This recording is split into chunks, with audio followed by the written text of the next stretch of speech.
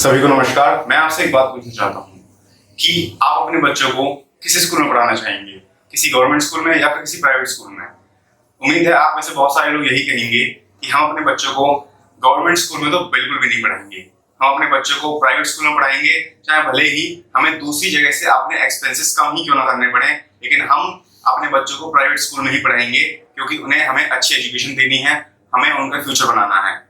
Government school में हम इसलिए नहीं पढ़ाएंगे क्योंकि गवर्नमेंट स्कूल में टीचर्स ध्यान नहीं देते हैं और ना ही गवर्नमेंट को ध्यान देती है, पढ़ाई होती नहीं है, कोई फैसिलिटीज है नहीं। जब आप अपने बच्चों का एडमिशन किसी प्राइवेट स्कूल में करवाने जाते हैं तो वहां पर admission fees, lab fees, computer fees के नाम पर आपसे लाखों पैसा वसूल किया जाता है और ये फीस मामूली नहीं होती है। यहाँ पे एडमिशन फीस 40 से 50 हजार रुपए और जहाँ ट्यूशन फीस 7 से 8 हजार रुपए और कहीं कहीं तो ये 12-13 हजार रुपए भी है। समझ सकते हैं आप कि कहाँ एक व्यक्ति जहाँ 12 से 13 हजार रुपए की नौकरी कर रहा है और यहाँ एक व्यक्ति 12 से 13 हजार रुपए सिर्फ अपने बच्चे की फीस दे रहा है। इतनी हैवी फीस आखिर ये स्कूल लेते क्यों हैं? आप में से बहुत सारे लोग कहेंगे कि ये फैसिलिटीज दे रहे हैं, अच्छे टीचर्स हैं, पंखा एसी लगा हुआ है तो ये थोड़ा तो प्रॉफिट बनाएंगे ही। लेकिन मैं आपकी जानकारी के लिए बता दूं कि कोई भी एजुकेशनल इंस्टीट्यूट प्रॉफिटेबल नहीं है। मतलब इन एजुकेशनल इंस्टीट्यूट में से कोई 1 रुपया भी निकालकर अपनी जेब में नहीं रख सकता। अब आप ये कह रहे होंगे कि कोई 1 रुपया भी अगर स्कूल से अपनी जेब में नहीं रख सकता तो फिर ये इतनी फीस क्यों लेते हैं, टीचर्स को क्यों एक्सप्लॉइट करते हैं और यूनिफॉर्म और बुक्स के नाम पर पेरेंट्स को क्यों लूटते हैं। आइए एक एक चीज को बारीकी से समझते हैं।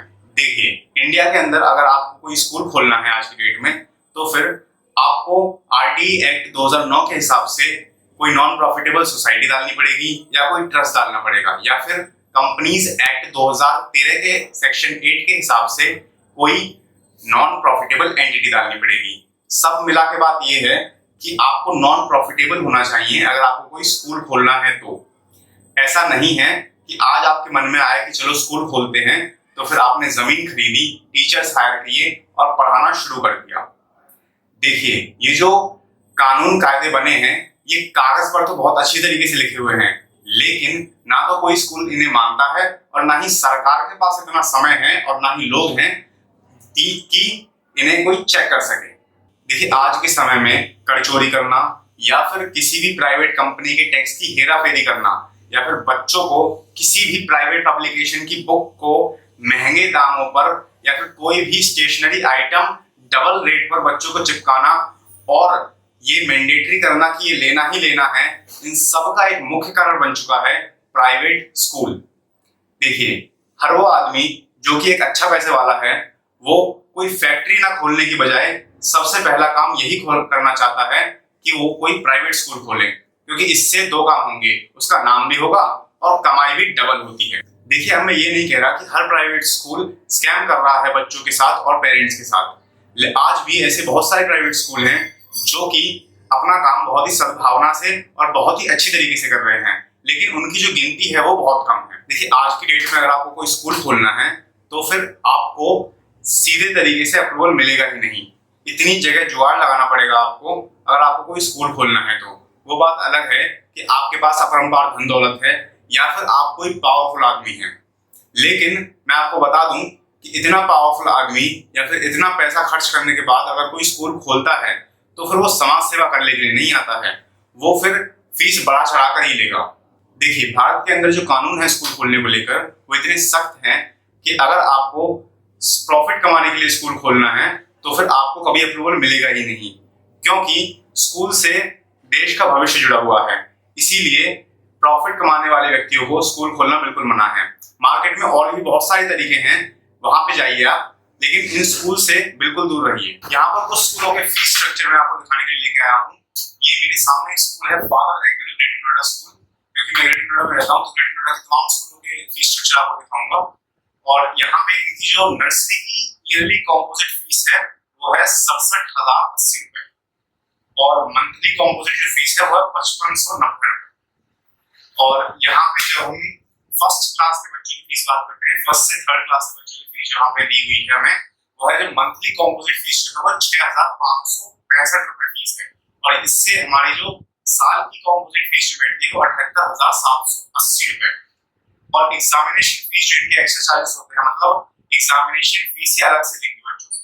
तो इनकी जो साइंस फी है, कंप्यूटर फी है, इनकी फिजिकल एजुकेशन फी है वो 300 रुपए, 450 रुपए, 300 रुपए, और ये हर महीने की फीस है। मतलब 300 रुपए हर महीने लेंगे आपसे। इतनी फीस वसूलने के बाद ये आपसे एक्स्ट्रा चार्जेस भी लेते हैं अलग अलग फीस के नाम पर। नेक्स्ट स्कूल की तरफ हम जब चलते हैं तो ये मेरे सामने स्कूल है, ये समरविल स्कूल है। इनके जो फीस है वह फर्स्ट से सेकंड क्लास की जो बच्चों की फीस है वो है 9,250 रुपए, जो कि इनकी महीने की फीस है, पर मंथ कॉम्पोजिट फीस जो है। अदर फीस जो है इनकी, जो अदर फीस जो एक्सटर्नल चार्जेस से लेते हैं वो है एग्जामिनेशन यूनिट टेस्ट फी जो कि 100 रुपए, साइंस फी जो कि ऑप्शनल है, मतलब कोई साइंस अगर लेता है तो वो साइंस फी देगा ही, तो वो 700 रुपए। कंप्यूटर फी अगर किसी ने सीएस ली है तो वो कंप्यूटर फी देगा ही, ऑप्शन लिख रखा है 700 रुपए कंप्यूटर फीस भी है। और वहीं इनके जो 5th से 12th क्लास तक के बच्चों की फीस है वो 8,750 रुपए। इतनी हैवी फीस लेते हैं ये, उसके बाद भी एक्स्ट्रा चार्जेस लेते हैं पर मंथ। इसके सामने जो स्कूल है वो सेंट जोसेफ, जो कि फीस है इनकी एनुअल कॉम्पोजिट फीस जो है वो है 3892 रुपए नर्सरी एलकेजी यूकेजी क्लास के बच्चों की। नर्सरी एलकेजी यूकेजी यानी कि इतने छोटे बच्चों की फीस जो है वो भी इतनी ज्यादा कर रखी है उन्होंने। वेल जब हम इनकी फीस 11th और 10th की तरफ 11th और 12th की तरफ जब हम बढ़ते हैं, इनकी जो फीस बढ़ती है वो है 8,059 रुपए। 8,059 रुपए इनकी फीस है, आप स्क्रीन पर देख सकते होंगे। 12 महीना की 8,059 रुपए फीस है, जो कि इनकी ईयरली जो फीस बैठती है वो है 1,17,008 रुपए। हाफ ईयरली फीस इनकी 50,854 रुपए बैठती है। नेक्स्ट की तरफ हम जो बढ़ते हैं तो ये हमारा रेयान इंटरनेशनल स्कूल है, जिसकी फर्स्ट क्लास की फीस 9,605 रुपए है और सेकंड क्लास की फीस भी सेम ही है। वेल इनके भी एक्स्ट्रा चार्जेस हैं, लैब फी, पीसीएम लैब फी, पीसीबी, होम साइंस फी, कंप्यूटर फी 950 रुपए इनकी लैब फी है। लैब फी पीसीबी के लिए इनकी 1420 रुपए है और होम साइंस फी इनकी 475 रुपए, कंप्यूटर फी इनकी 725 रुपए। तो एक कुछ स्कूलों का फीस स्ट्रक्चर मैंने आपको दिखाया, ऐसे यही स्कूल नहीं है, ऐसे बहुत सारे स्कूल हैं और स्कूलों की तादाद इतनी ज्यादा है कि मैं सारे स्कूलों के फीस स्ट्रक्चर इस वीडियो में नहीं दिखा सकता। आप अलग अलग स्कूलों के नाम सर्च करके उनकी वेबसाइट पे जाके बकायदा उनकी फीस स्ट्रक्चर पड़े हुए हैं, आप उन्हें रीड कर सकते हैं। तो आप खुद देख के ताज्जुब करेंगे कि इनमें से कई स्कूलों की फीस जिनकी फीस इतनी नहीं होनी चाहिए, उनकी फीस इतनी ज्यादा कर रखी है कि पूछो मत। और कई स्कूलों की फीस में इतना डिफरेंस मिलता है कि कई बार जो फीस एक 5th क्लास के बच्चे की है वही फीस किसी स्कूल में 10th क्लास के बच्चे की है, और जहां पे जिस स्कूल में 12th क्लास के बच्चे की इतनी फीस है उतनी फीस एक 3rd क्लास के बच्चे की है। ये इतना डिफरेंस इन स्कूलों में मिलता है, जबकि फैसिलिटीज लगभग सेम देते हैं। हर क्लास में 4 पंखे लगे हुए हैं, हर क्लास में 40 से 45 बच्चे हैं, लेकिन फिर भी इनकी फीस में इतने डिफरेंस मिलते हैं। आप एक वर्ड गूगल कीजिए जाकर के सीएसआर फंड। सीएसआर फंड क्या होता है? जिस कंपनी का टर्नओवर 1,000 करोड़ से ऊपर है उसे अपनी कमाई का 2% किसी भी ट्रस्ट को देना पड़ता है। तो ये ट्रस्ट क्या करते हैं, ये 2% जो फंड आया है उसमें से अपना कट रख के ये पैसा वापस कर देते हैं कंपनीज को। इसमें कंपनीज का भी फायदा होता है और ट्रस्ट का भी फायदा होता है, क्योंकि ट्रस्ट को बहुत ज्यादा फंड मिलते हैं और कंपनीज को अपना पैसा वापस मिल जाता है। बकायदा सीएसआर एजेंट होते हैं जो कि ये करवाते हैं कि हम आपका 8% करवा देंगे, हम आपका 7% करवा देंगे। इतना पैसा खाने के बावजूद भी ये प्राइवेट स्कूल शांति से नहीं बैठते। टीचर्स जो कि स्कूल चलाने में मुख्य रोल प्ले करते हैं उनको भी एक्सप्लॉइट करते हैं। एक स्टेट गवर्नमेंट टीचर की सैलरी इतनी होती है उतनी ही इन प्राइवेट स्कूल के टीचर की सैलरी होनी चाहिए। ये सीबीएसई एफिलिएशन लेटर में बकायदा मेंशन रहता है, लेकिन उसके बावजूद भी ये टीचर्स को उतनी सैलरी देते ही नहीं है। सुनीता शर्मा जो कि एक टीचर है, उनकी सैलरी ऑन पेपर 28,500 थी, लेकिन उनसे जब पूछा गया तो सिर्फ उन्हें 6,000 रुपए मिलते थे। 6,000 रुपए में बताइए एक टीचर कर ही क्या लेगा। और कई बार ये टीचर्स के एटीएम से पैसे निकालते हुए पकड़े गए हैं। एक डायरेक्टर को बैंक वालों ने पकड़वाया कि वो दिन में टीचर्स के अकाउंट में सैलरी डाल के रात को एटीएम से पैसे निकालते हैं। इस चीज से परेशान होकर के टीचर्स क्या करते हैं, या तो वो कोई कोचिंग इंस्टीट्यूट ज्वाइन कर लेते हैं या फिर घर ही कोई छोटा मोटा कोचिंग खोल लेते हैं। कुछ केसेस में तो ऐसा भी देखा गया है कि टीचर्स जाते ही स्कूल इस वजह से है ताकि स्कूल के बच्चों को इन्फ्लुएंस करके वो अपनी कोचिंग बुला सके और दोबारा से उनसे फीस लेकर के अपनी कमाई को बढ़ा सके। इतनी हैवी फीस होने के बावजूद भी ये प्राइवेट स्कूल अपनी फीस को बड़े ही आराम से बढ़ा देते हैं। इनके यहाँ जो टीचर्स काम कर रहे हैं उनकी सैलरी नहीं बढ़ी है, इनके यहाँ जो लाइब्रेरी में लाइब्रेरियन है उसकी सैलरी नहीं बढ़ी है, लाइब्रेरी में कोई भी नई बुक ऐड नहीं हुई है, पेट्रोल का दाम 1 से 2 रुपए बढ़ता है और इनकी ट्रांसपोर्टेशन की फीस 500 से 600 रुपए बढ़ जाती है। इतनी हैवी फीस होने के बावजूद भी ये हर साल इतनी आसानी से चार्ज बढ़ा देते हैं। आपने और हमने स्कूलों में ये पढ़ा है कि सेव ट्रीज सेव लाइफ, लेकिन ये स्कूल्स प्राइवेट पब्लिकेशंस की किताबों को रेफर कर देते हैं स्टूडेंट्स को और इन किताबों के डबल दाम होते हैं, यानी कि जितने किताब में पेज नहीं है उससे 3 गुने 4 गुने तो इनके दाम हैं। और इन बुक्स को आपको उसी दुकान से खरीदना है जो कि स्कूल ने रेफर की है।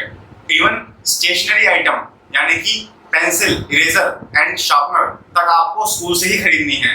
इनका बस चले तो ये आपको कटिंग भी स्कूल से कराने को कहते हैं और आपको ब्रश करना भी स्कूल से ही कराने कहते हैं। इवन कोलगेट की आपको स्कूल से ही खरीदनी है, साबुन भी आपको स्कूल से ही खरीदना है।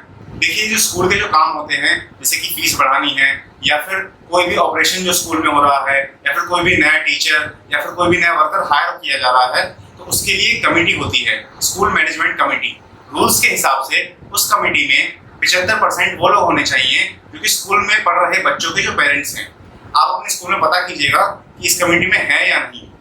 आपको अगर अपने स्कूल की कोई डिटेल चाहिए तो आप बता सकते हैं कि आपके स्कूल की कमेटी में मेंबर्स हैं कि नहीं हैं या फिर एफिलिएशन किस हिसाब से लिया गया है।